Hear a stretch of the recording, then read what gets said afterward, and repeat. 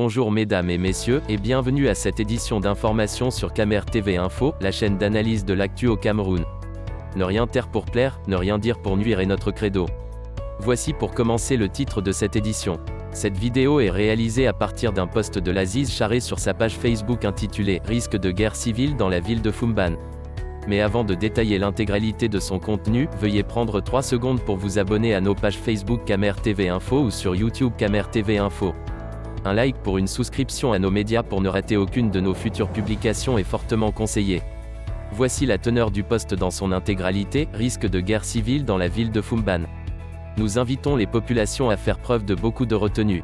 À toute la communauté nationale et internationale, nous lançons cet appel pour tenir l'opinion publique des abus de pouvoir de l'ex-préfet du département du Naoun, M. Boyomo Donation à retraite.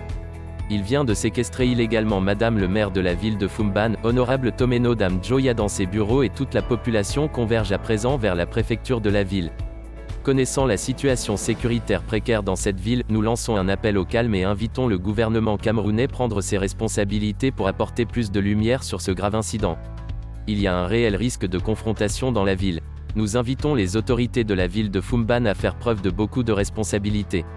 Ce préfet est déjà à la retraite, s'il tient à déclencher la guerre civile à Fumban, il sera entièrement responsable de toutes les conséquences qui peuvent en découler. Voici quelques commentaires des internautes.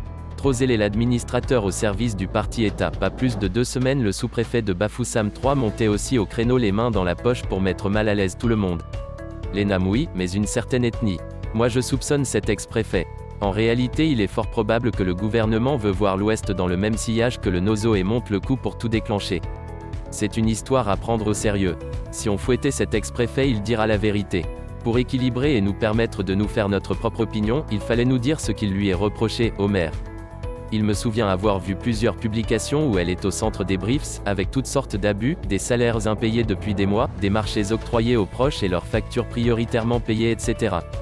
Quelqu'un est déjà en retraite et il cherche quoi encore là-bas? Quel pouvoir a-t-il pour séquestrer un honorable? Veuillez prendre 3 secondes pour liker la vidéo et la partager. N'oubliez pas de vous abonner à la chaîne YouTube Camer TV Info. À bientôt pour de nouvelles publications.